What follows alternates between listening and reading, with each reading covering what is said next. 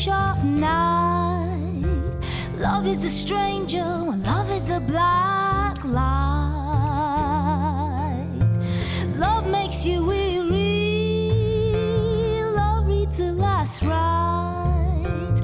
Love should be locked up, love is a parasite. I don't want to try and work it out, 'cause it causes too much grief. It's gonna tear you up and spit you out. Love is a silent thief.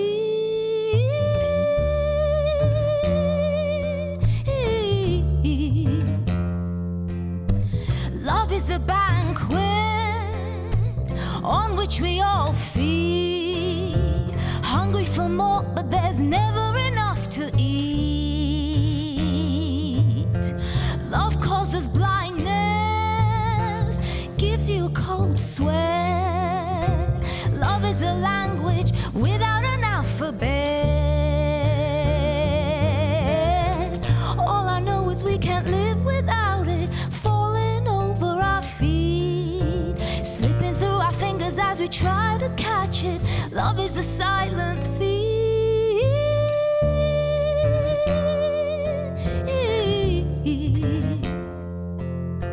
Love is a dry mouth, begging for water. When there's only oil, it's getting harder and harder. Love is the stop to watch, broken and twisted. When it takes hold, it's like you never existed. Here I go again, falling for it. It beggars my belief. My heart is open and I can't defend it. Love is a silent thief.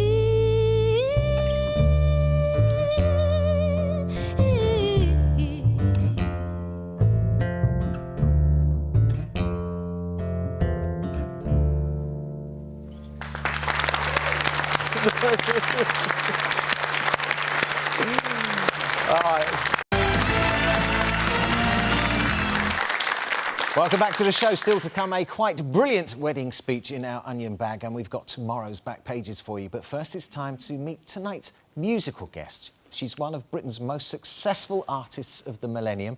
Is currently celebrating yet another top 10 album. Please welcome Katie Melua.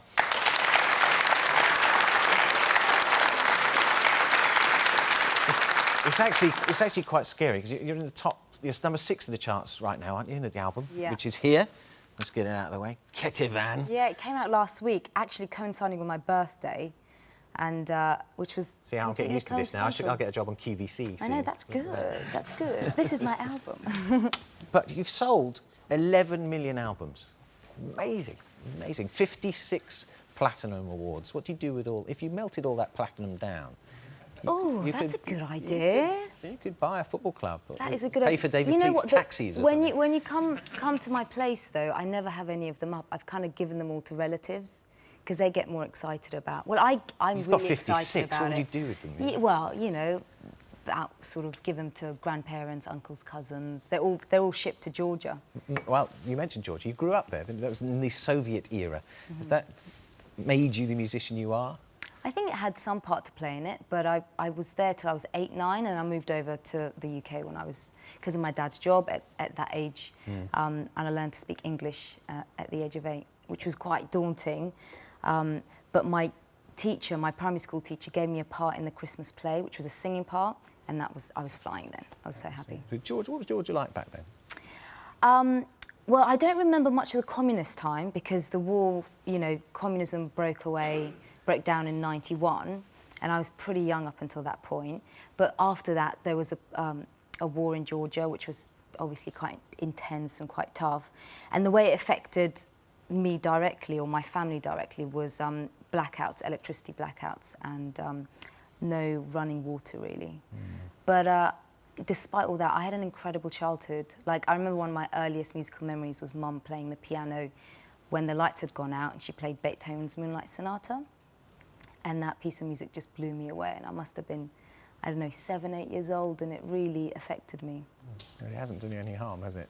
You've been a bit of an adventurer of late. You have, despite selling millions of albums and platinum discs everywhere. You've got a world record for the deepest underwater concert, which is quite I can't imagine there's too many people going to compete or beat it.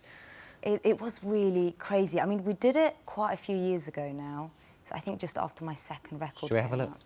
Go on then. What have you got? Talk us through what's going on here. Let's We've see. got an OVT of you in the oil rig, which is called Troll A. Yeah. Norway. Well, this is us. Well, the reason why I look petrified is because that lift takes 10 minutes to go down to the bottom, and everything was so high tech and amazing looking and really solid. But the lift was.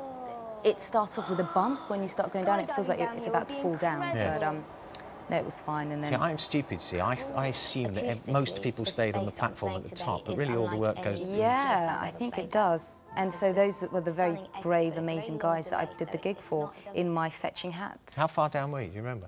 Oh, Ish. God, I think it was something like 300 metres. But you know what, I can't remember. I should know that. Still a long way down. You had to do some special training for this as well. Was it? Yeah. It wasn't for the rig, was it? It was for the No, rig, it was predominantly the journey? travel to get there. Those helicopters are really dangerous. So they get you to... Let's have a look. yeah, what have you got? We've got you. Looks like you're about to do something. Oh, yeah, that's it. We have Terrible. to... This is what you have to fly in the helicopter in. You have to wear that suit, and if there's a crash, you have to be able to escape from the helicopter if it's, you know, if it falls into the sea. And it was pretty mad, to be honest. It looks a bit spooky and a bit scary. Yeah, it was all right. I had fun. So what do you... My drummer, Henry, I think he was quite scared. Yeah, he didn't sign up for this. This wasn't the No, rock I and think roll he life he was was just expecting. meant to play drums. What have you got? You've got coming up now. You're promoting the album, of course. Yeah, and I've got a gig at the Roundhouse next Wednesday, and I was practicing my chords today, just make sure I'm, you know, completely up to scratch with everything. And that's going to be a celebration of the 10 years, because it's been 10 years since my first record came out. And of course, the first time I'll be playing the new songs. Are you still married? Yeah, I am. Cheeky question. When was that? That was last September, 1st of September. We just celebrated our 1 year. Oh, right. All right. Well, let's keep it in the family, because you're married to former World Superbike champion James Toseland, and we went to catch up with him at a secret testing facility to find out how the next generation of Superbike champs are hoping to get the edge. There's hubby. Here he is. Hubby, yeah. I've been at the studio all day long, so I do miss him. Missed him today. Missed him today. So thank you. Thanks for that. Did you know what he did when you met him? Actually, I didn't know. We met at one of my gigs. He brought his mum to my concert. I had a gig in Sheffield. And I didn't know who he was, but he was sitting in the second row, and my piano player recognised him. He's a big motorcycle fan. And he was like an excited kid. After the gig, he said, James Toseland was in the crowd. And I was like, who's that? And then I found out later they got to know each other. So Jim, my piano player... Sorry, you sent the piano player out, did you? No, I didn't. It wasn't anything like that. No, he got in touch with him because he knew James played the piano also, so he knew they had a lot in common. And we met at my next gig, and that was that, really. And that was that. He's not racing, but he's trying to set a world record, isn't he, on the Bonneville Salt Flats in Utah. Tell us about it. I don't really know too much about it, because I think as the wife, it's going to be a bit... It's going to be a bit scary. Yeah. The bit that I think is lovely that he's doing is he's just finished a rock album, and I know he's going to be like releasing that really soon, and he's just become a great rocker. But I know with the land speed record, they're going to be trying to break the 400 miles an hour speed limit. It's pretty scary. On a bike. So, but it does look... I think it looks more like a rocket. Yeah, it needs to be, I think. Katie's going to be here to play later on. She's going to play us out with the Love I'm Frightened Of, which has got nothing to do with motorbikes. But next up, a terrible miss and a quite brilliant wedding speech in our onion bag. And I'll be joined by David Pleat, Sean Hughes and journalists Aisling O'Connor and Rory Smith. They'll be back to have a look at tomorrow's back pages, so don't go anywhere.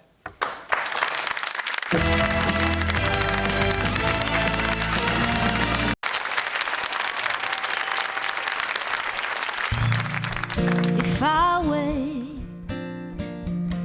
don't move a muscle, maybe somehow a spark will strike. It's been a long night, so sincere, but the message is still a struggle. Knives with which we juggle while we jump through fire. So maybe I'll move on and make a mistake and see if my earth quakes. This is the love I'm frightened of, doesn't come with a leaflet that says how to keep it.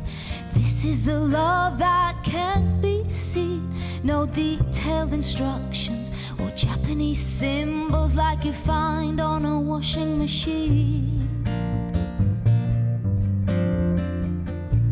Slow me down, apply some gentle pressure.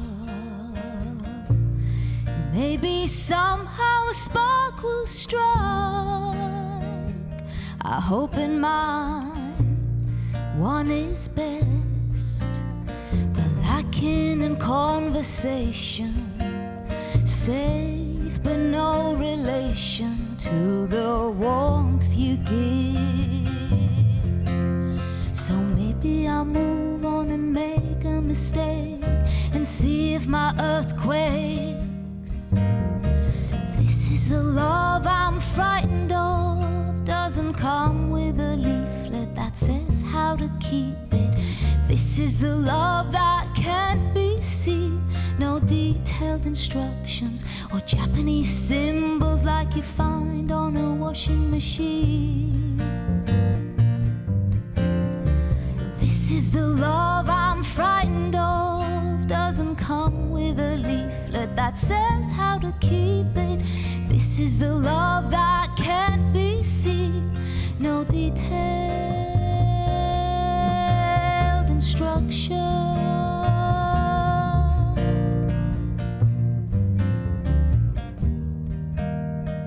This is the love I'm frightened of.